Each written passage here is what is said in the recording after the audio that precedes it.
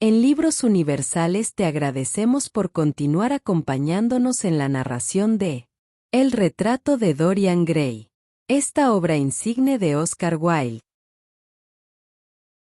En una ocasión, alguien que le había amado apasionadamente le escribió una carta que concluía con esta manifestación de idolatría: el mundo ha cambiado porque tú estás hecho de marfil y oro.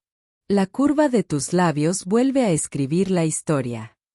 Aquellas frases le volvieron a la memoria, y las repitió una y otra vez.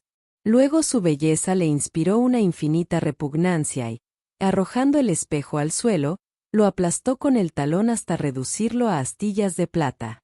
Su belleza le había perdido, su belleza y la juventud por la que había rezado. Sin la una y sin la otra, quizás su vida hubiera quedado libre de mancha. La belleza solo había sido una máscara, y su juventud, una burla. ¿Qué era la juventud en el mejor de los casos?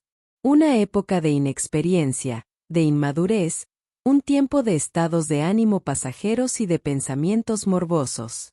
¿Por qué se había empeñado en vestir su uniforme? La juventud lo había echado a perder. Era mejor no pensar en el pasado. Nada podía cambiarlo. Tenía que pensar en sí mismo, en su futuro. A James Vane lo habían enterrado en una tumba anónima en el cementerio de Selby.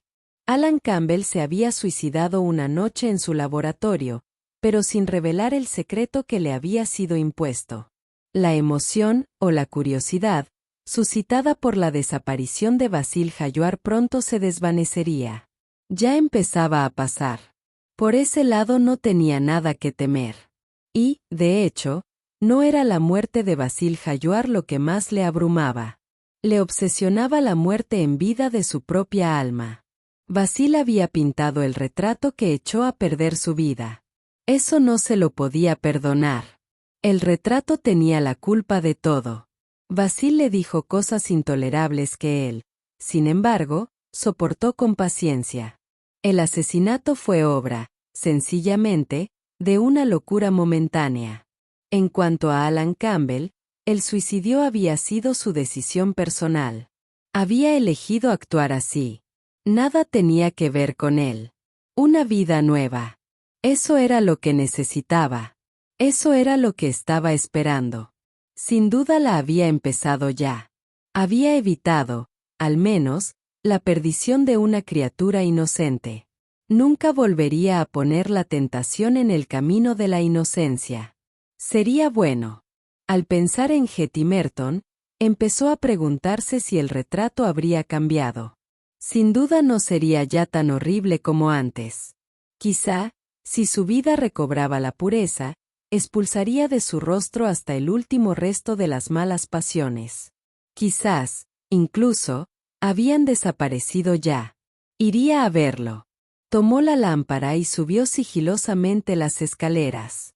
Al descorrer el cerrojo, una sonrisa de alegría iluminó por un instante el rostro extrañamente joven y se prolongó unos momentos más en torno a los labios.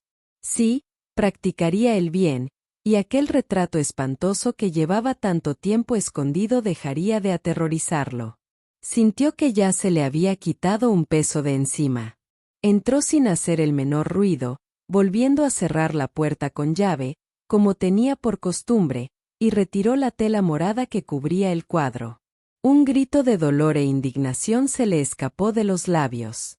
No se notaba cambio alguno, con la excepción de un brillo de astucia en la mirada y en la boca las arrugas sinuosas de la hipocresía.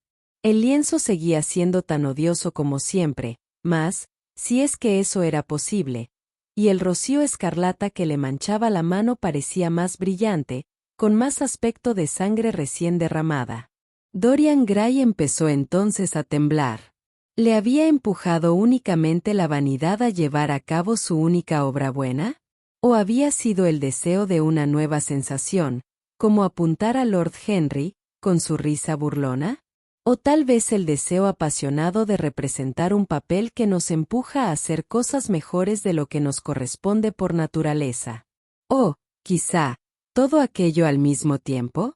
Pero, ¿por qué era más grande la mancha roja? Parecía haberse extendido como una horrible enfermedad sobre los dedos cubiertos de arrugas. Había sangre en los pies pintados, como si aquella cosa hubiera goteado. Sangre incluso en la mano que no había empuñado el cuchillo. ¿Una confesión? ¿Quería aquello decir que iba a confesar su crimen? ¿Que iba a entregarse para que lo ejecutaran? Se echó a reír. La idea le pareció monstruosa. Además, aunque confesara, ¿quién iba a creerlo? No había en ninguna parte resto alguno del pintor asesinado. Todas sus pertenencias habían sido destruidas. Él mismo había quemado maletín y abrigo. El mundo diría simplemente que estaba loco. Lo encerrarían en un manicomio si se empeñaba en repetir la misma historia. Estamos llegando al final de esta magnífica obra. Esperamos que esté siendo de tu agrado. No te pierdas el final realmente inesperado que Oscar Wilde le da a esta majestuosa obra. El retrato de Dorian Gray. Te esperamos.